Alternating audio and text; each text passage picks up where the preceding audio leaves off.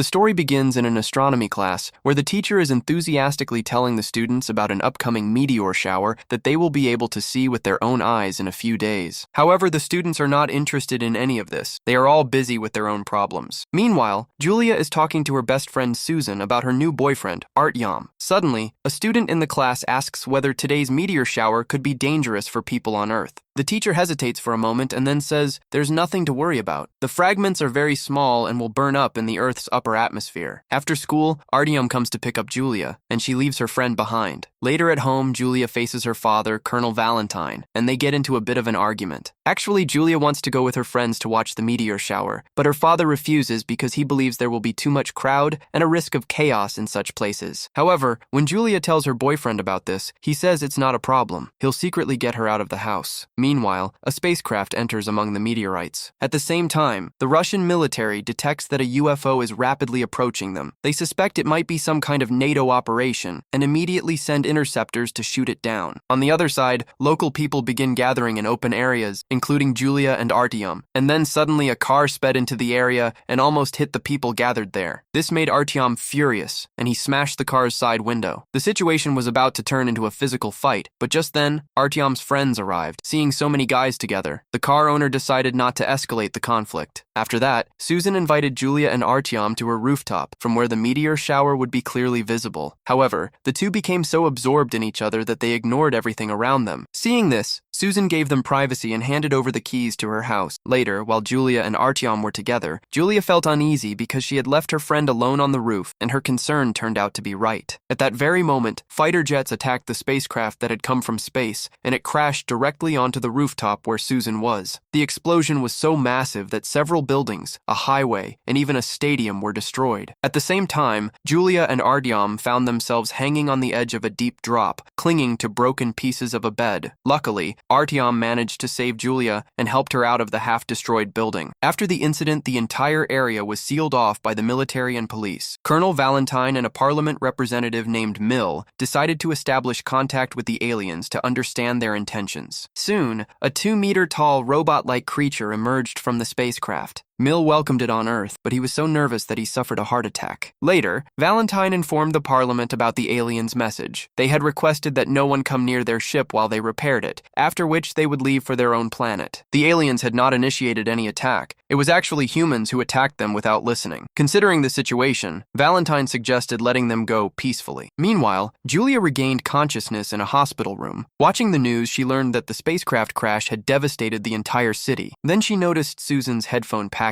with her date of death written on it. This completely broke Julia. Distressed, she found Artyom and escaped from the hospital with him. Later, Colonel Valentine arrived at the hospital in an army vehicle. Although he didn't particularly like Artyom, he thanked him for saving Julia's life. On the way home, Julia asked her father what would happen next. Valentine told her that a curfew had been imposed in the city, and students must now go straight home after school. But the restrictions didn't end there. Since Valentine would be too busy with work, he called Julia's grandmother to take care of her, which annoyed Julia greatly. Soon, students began being transported to school in military vehicles. Inside the school, a memorial for Susan was set up, which intensified Julia's grief and hatred toward the aliens. During class, the teacher tried to explain that they shouldn't see the aliens as enemies. He said that despite the tragedy, humans had a chance to understand the alien world and uncover the mysteries of space. However, Julia was filled only with anger and hatred. She rejected the teacher's perspective and wanted the aliens gone as soon as possible. Later, Julia stole a pistol from her father's safe. An hour before curfew, she went to Artyom's garage, where his friends were already gathered. They were all angry at the aliens for being on their planet without permission. Julia showed them the stolen gun and said that talking wouldn't solve anything. They made a plan to reach the spacecraft through an abandoned building using a secret route. Artyom warned Julia about the dangers and told her to wait in the car. Meanwhile, inside a storage area, the boys found a strange golden device on the ground, likely dropped during the crash. Ignoring Artyom's warning, Julia went to Susan's apartment. There, she saw their photo and listened to Susan's last voicemail, which made her emotional. Suddenly, an alien appeared in front of her. Out of fear, Julia shot at it. As she stepped back, she lost her balance and was about to fall, but the alien caught her hand and saved her. At that moment, Julia noticed that the alien's face briefly looked human. Just then, Artyom and his friends arrived and attacked the alien. The alien lost balance and fell, causing its exoskeleton to detach.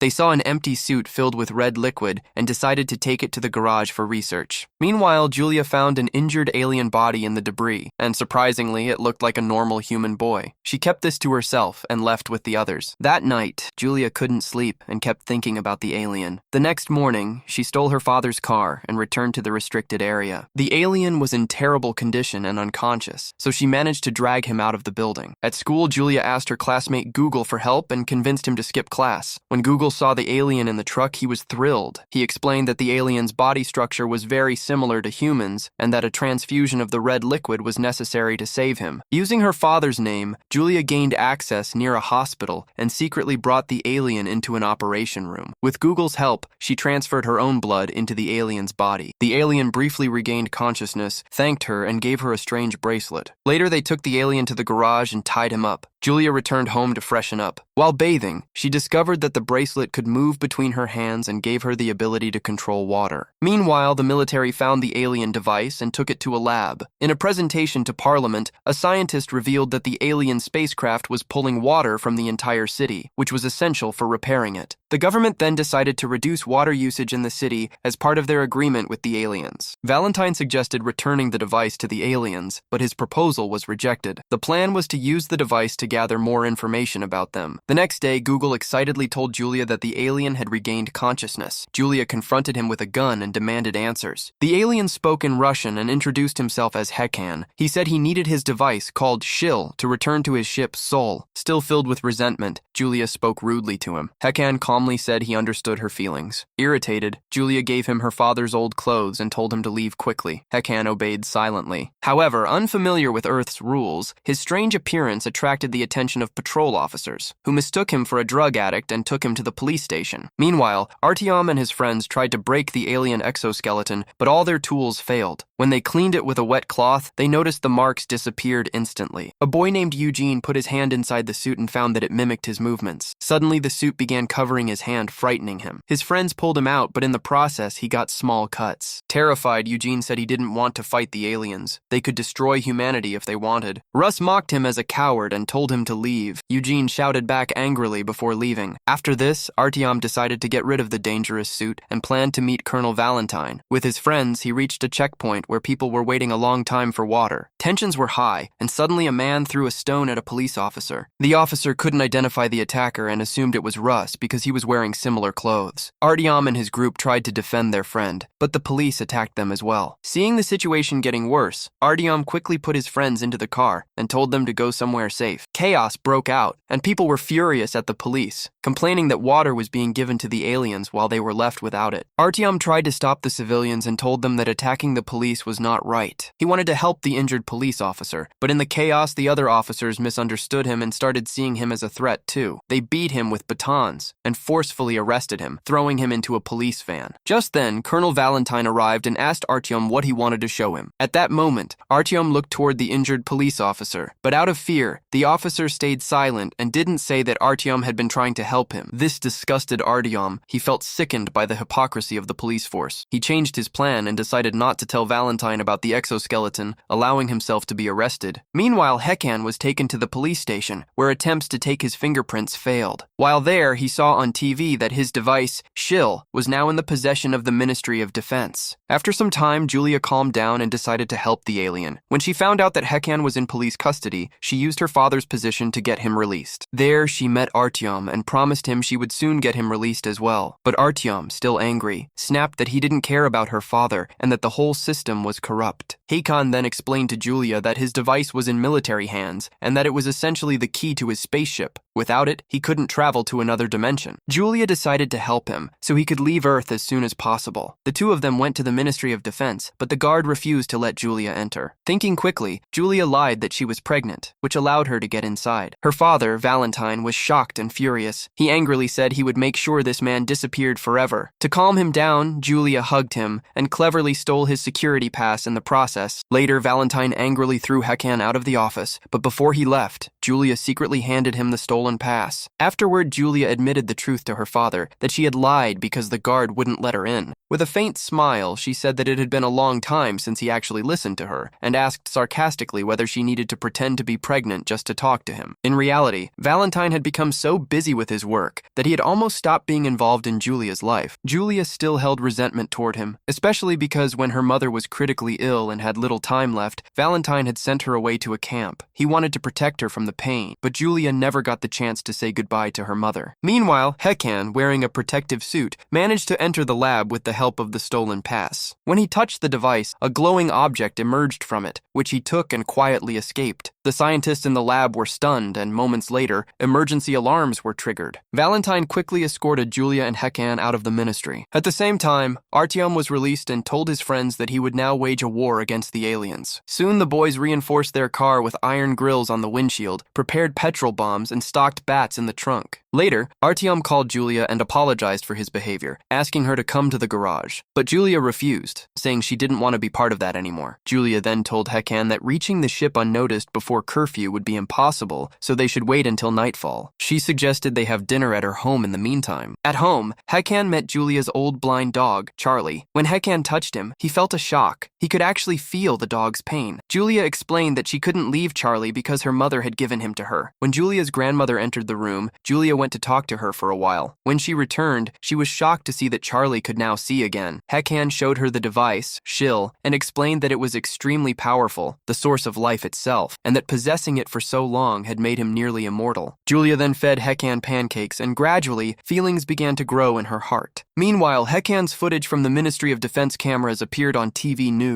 Colonel Valentine immediately rushed home to find them, but Julia and Hekan managed to escape just in time. On the other side, Artyom began forming a group against the aliens. He started uploading propaganda videos on the internet, trying to provoke people and unite them against the aliens. Meanwhile, Julia finds the last gift from her friend in her bag. It was 2 tickets to a concert of her favorite artist. She decides to go there with Hekan so they can hide in the crowd and wait for the curfew to pass. During the concert, Hekan touches Julia and, through telepathy, takes her to his home planet. There, she sees a world even more beautiful than heaven. He explains that their planet is very similar to Earth, but without pollution. The people there are like humans, but they never destroyed their planet in the name of reckless development. Hekan clarifies that his intention was never to attack Earth. He had only come peacefully to explore, but the military attacked his ship as soon as they detected it. However, he also warns that if anyone tries to board his ship, its system will completely destroy them. At the concert, Eugene spots Julia with someone else and immediately informs Artyom. Soon after, the artist on stage announces that curfew has begun and everyone must leave. Julia takes Hekan to a secluded place to say goodbye, but they can't control their emotions and end up kissing. At that moment, Artyom calls Julia, and she breaks up with him over the phone. Suddenly, Artyom arrives there with his friends and attacks Hekan. Hekan does not fight back and silently endures the beating because his people are against violence. Julia tries to stop them and explains that they are attacking an alien who only wants to return home. She tells them that everything they believed about aliens was wrong. They are far more advanced than humans. Hearing this, Artyom loses control and slaps Julia hard. Seeing this, something changes inside Hekan. Breaking his principles, he fights back and single-handedly defeats Artyom and his group. During the chaos, Eugene finds a gun in Julia's bag and aims at Hekan. Julia steps in to protect him, and the bullet accidentally hits Russ. Everyone rushes to him, but it's too late. Julia begs Hekan to save him, but Hekan says he could have healed him if he were injured, but he cannot bring the dead back to life. By then, military vehicles arrive. Artyom and his friends escape to hide, while Julia and Hekan are arrested. Later, Artyom instructs Python to call members of their resistance group. He deliberately spreads a rumor that an alien has killed a human to incite people. This enrages the already angry public, and soon hundreds gather. After losing his friend, Artyom fuels the crowd further, claiming that the police are protecting aliens. He declares that they will fight the government, eliminate the aliens, and take control of the country. The crowd arms themselves, ready to defend their land. Artyom returns to the garage and wears the exoskeleton suit to gain power for the fight. Meanwhile, Julia and Hekan are held at a military checkpoint. Colonel Valentine arrives there. Julia tries to convince her father that no one should approach the ship. Otherwise, its self-destruct system could activate and destroy the entire city. But by then, the enraged crowd has broken through security and reached the restricted area. Soon, robots emerge from the alien ship to protect their technology. Although humans are extremely aggressive, the robots try to minimize harm. The military also joins the conflict to prevent further escalation.